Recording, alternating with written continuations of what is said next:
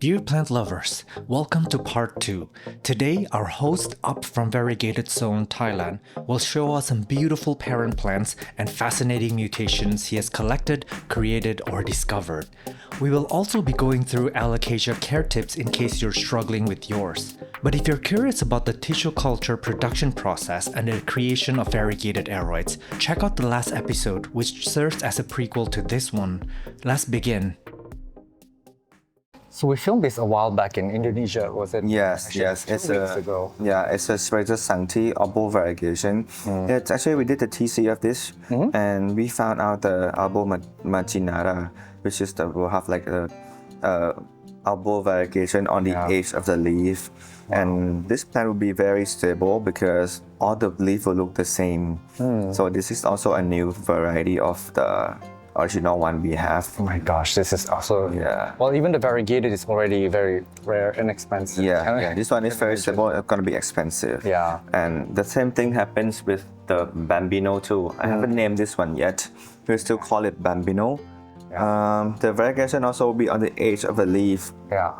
And comparing to the normal Bambino, this one will have more like a silver leaf.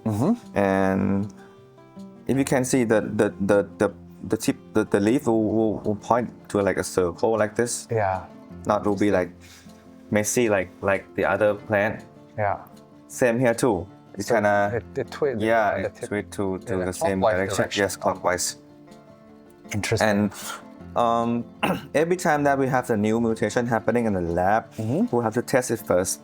Well, for some lab, they will sell the plant in a flask. Okay. Right after they see the mutation, they will sell that flask. We don't even know yet if the variegation or the mutation is stable or not. For me, I will have to nurse the plant until it grows up. And this one is a calm grown of this mother plant. So now I'm sure that it's very stable, the genetic is good. So after this, I'm gonna name this one. And after I have the enough quantity, I will start to launch it to the market. Interesting. So this was discovered here in your through tissue. Through tissue culture. This is the natural mutation happening last 6 months.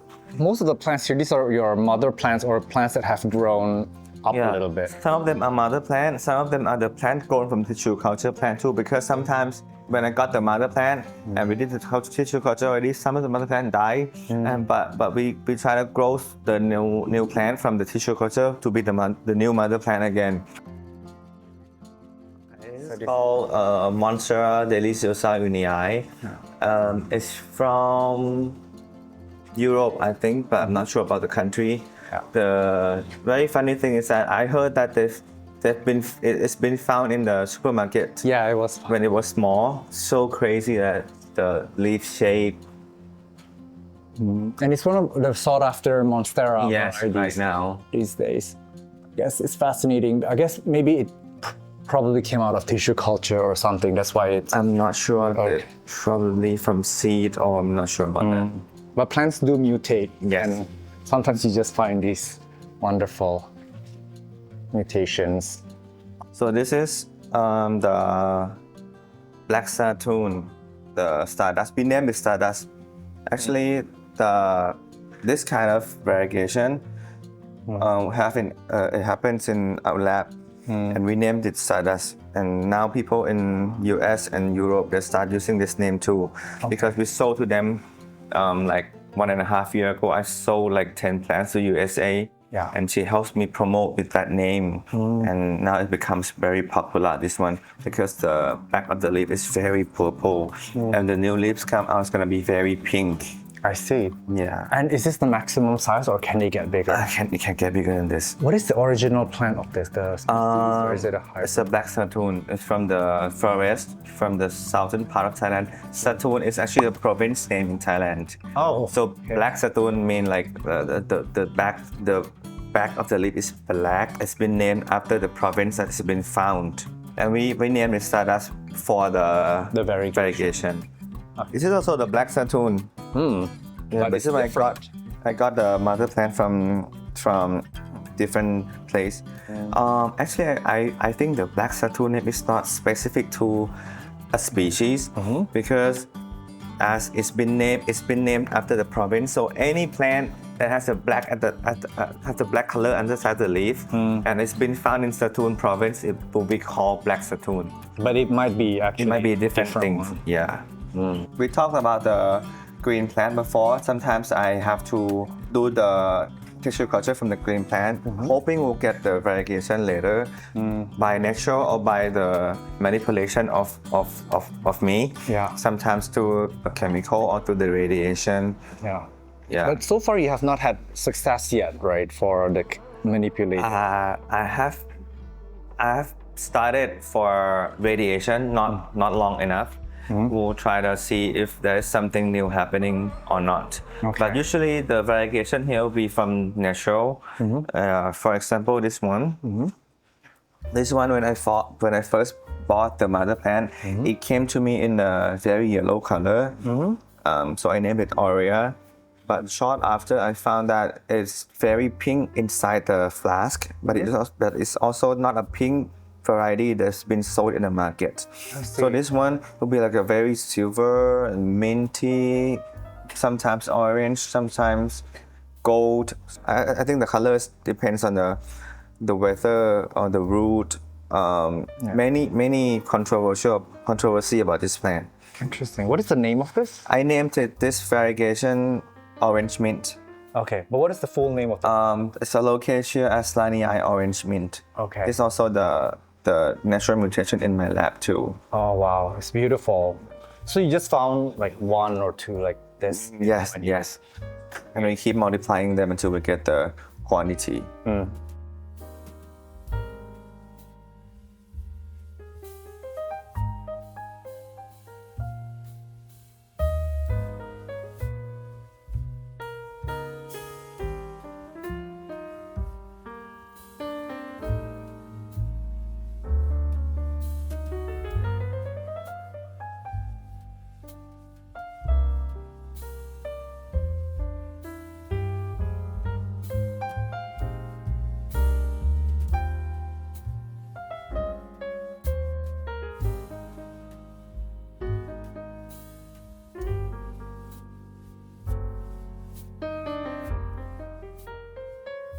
Usually it will be available in the market as green plant, but this one I bought is when it has like a spot variegation like this at the long like the very tiny leaf with a tiny lot of variegation, and I hope it's gonna come out. So I bought that plant when it's very small, as the leaf is like the fingertip, and I raised it up for like a year. It almost died 2 times, but it come back. Yeah. The variegation comes in the elbow variegation. I see.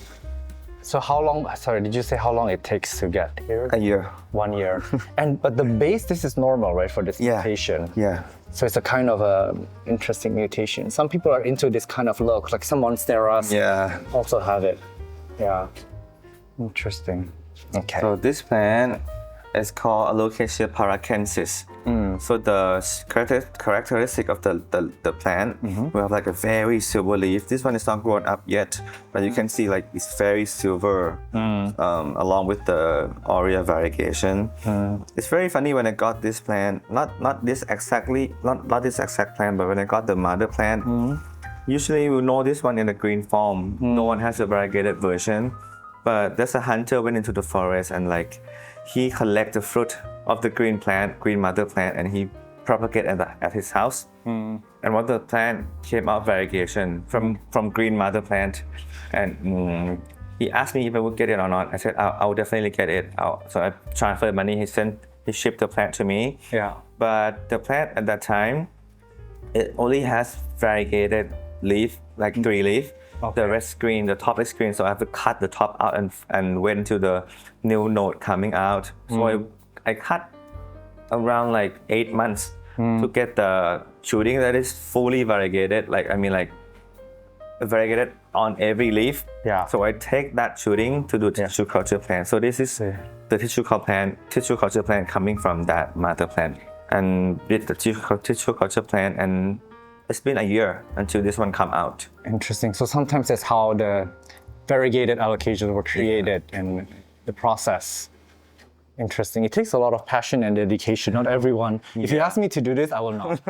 No amount of money can pay me to do this, but some people are really into that. That's quite wonderful. That's why we're seeing so many interesting monsteras, philodendrons, and interesting variegated plants. This is the fire tiger from the other lab. I got it from my friend. I just to know how it grows.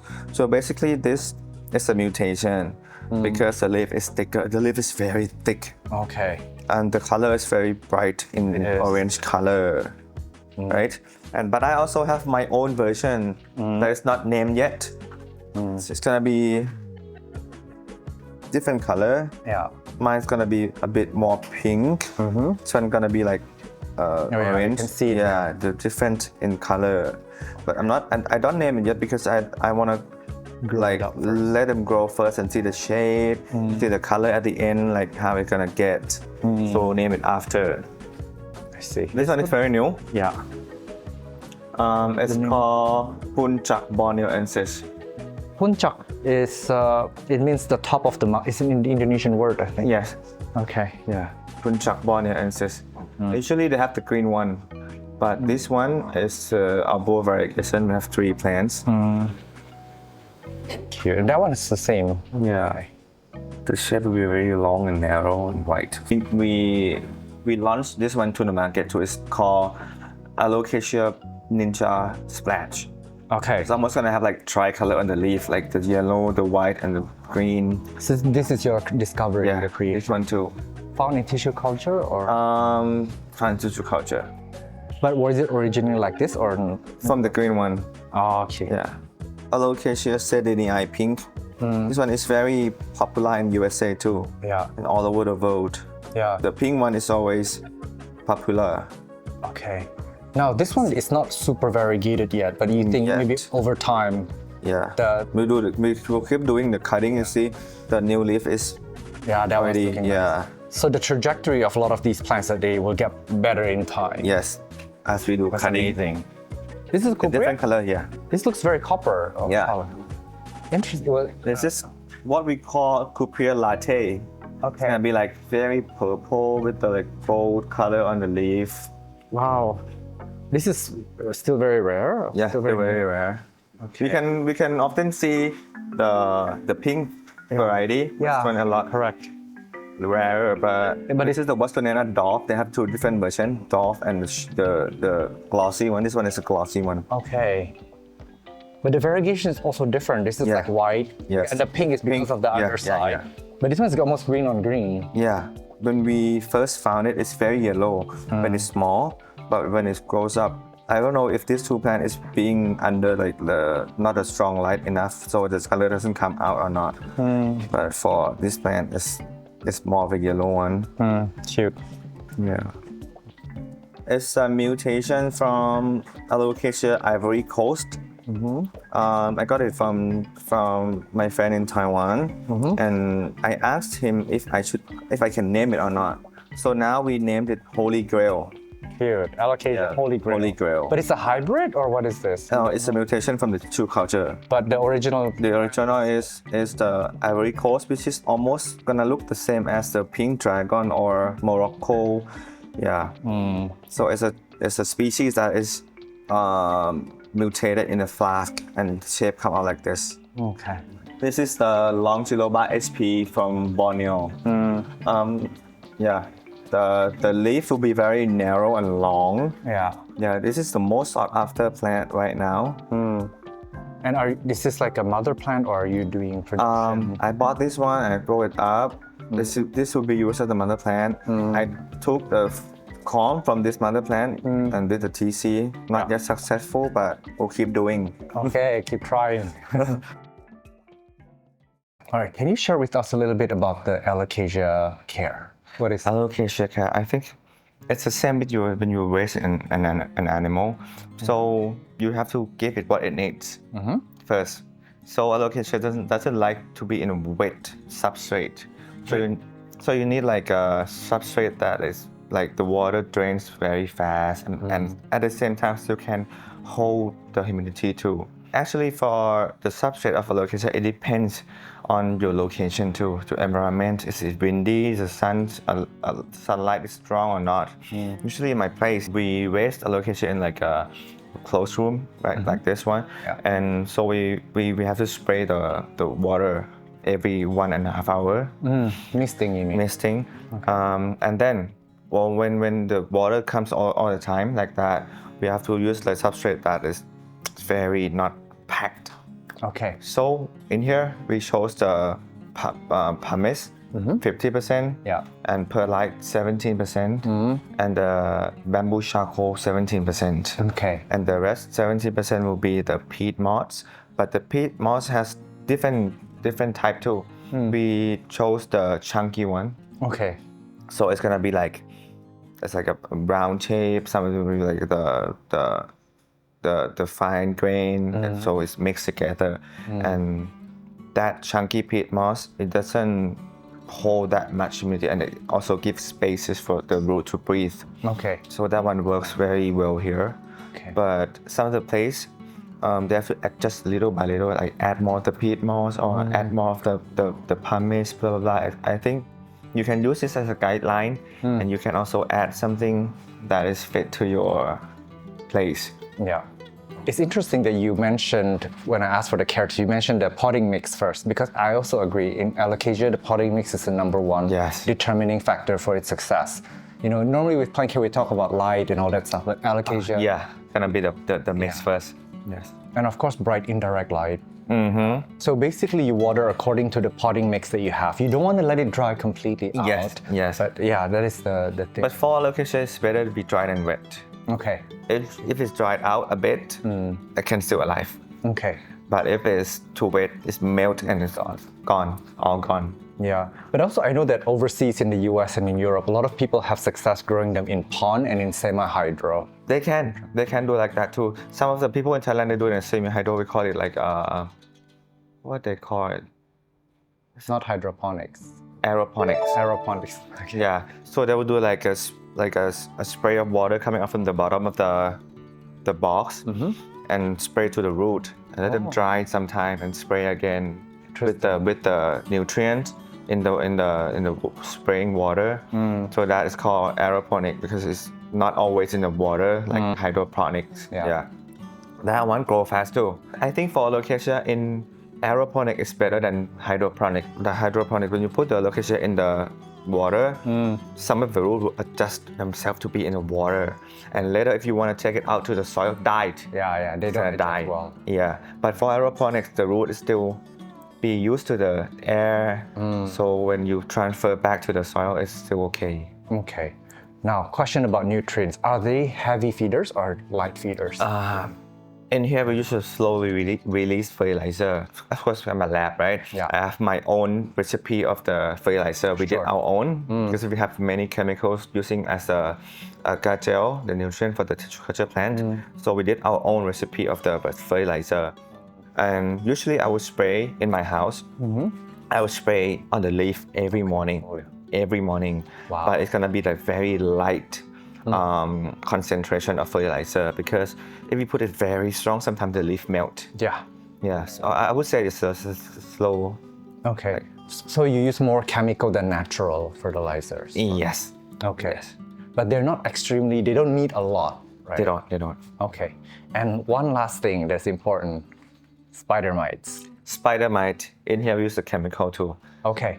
Usually Alocasia will be attractive to the spider mite. Yeah. Usually we want to prevent, not to kill. Yeah. Yeah, and we will schedule the chemical for spider mite every 3 to 4 weeks in here for the prevention. Because sometimes we bring the new plant into the collection, and sometimes it gets with that plant inside. So we have to prevent it from spreading first. Yeah. When my friends get alocasias, I tell them, this will definitely 100% get spider mites. And when they freak out, when I say, don't freak out, you can prevent it. Yes. It's pest control, just make it part of your routine. But be careful, some of the chemical you use for the spider mite, sometimes it's I don't know, in Thailand it calls like a hot chemical. If you put it on daytime with the direct sunlight, the leaf will burn. Yeah. Especially for the leaf of some species that's thinner than like the other one, it definitely will burn. For example, Colocasia. Colocasia, if you put on the daytime and it's under the sunlight, Yeah. it's definitely gonna burn. They're full sun plants. Yeah.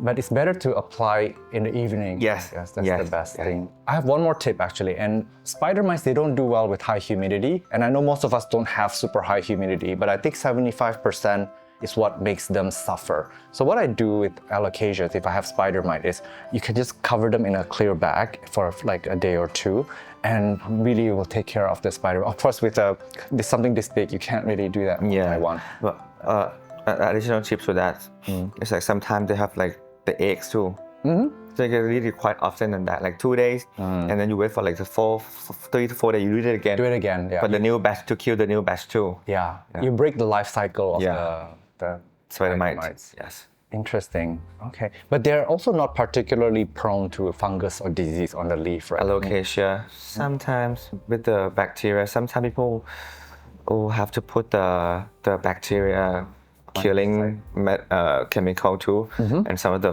fungicide we have to put like every month too. Okay.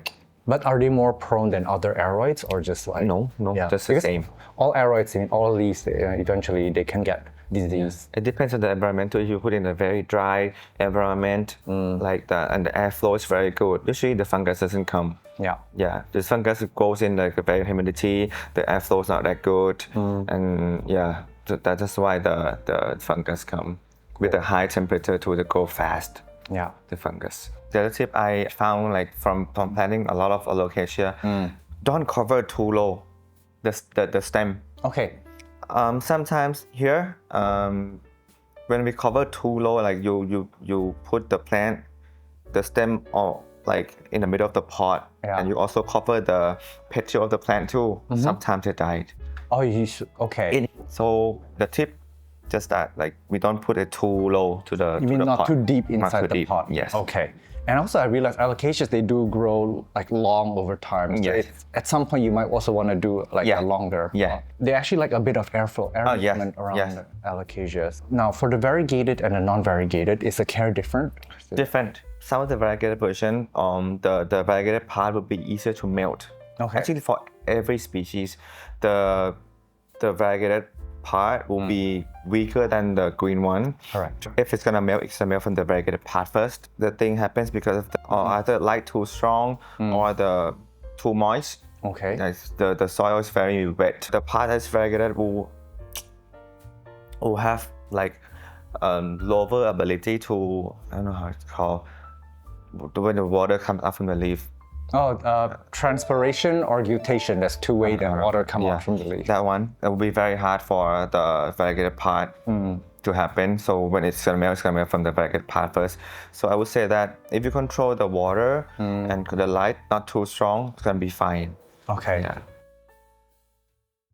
Thank you so much for sharing your wonderful plants with us. Thank you for having me here. Yeah, and your Instagram is going to be on the screen for those who wants to reach out.